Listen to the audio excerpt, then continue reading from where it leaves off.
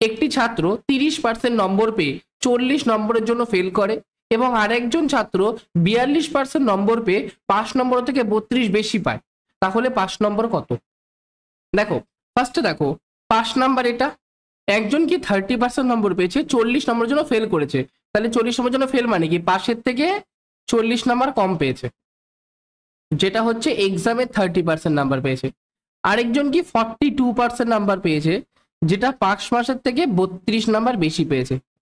আচ্ছা 30 আর 42 এর মধ্যে ডিফারেন্স কত? 12%।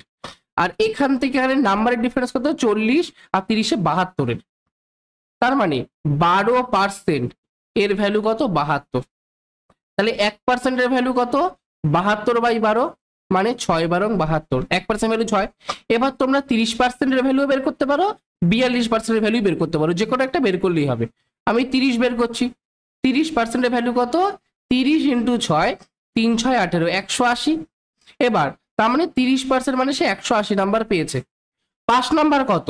যে 180 পেয়েছে সে 40 নম্বরের জন্য ফেল করেছে, তাহলে সে যদি আর 40টা নাম্বার পেয়ে যেত, মানে 220 পেয়ে যেত, তাহলে সে পাস করতো। তাহলে অ্যান্সার পাসিং মার্কস 220, 2 নাম্বার অপশনটা সঠিক উত্তর।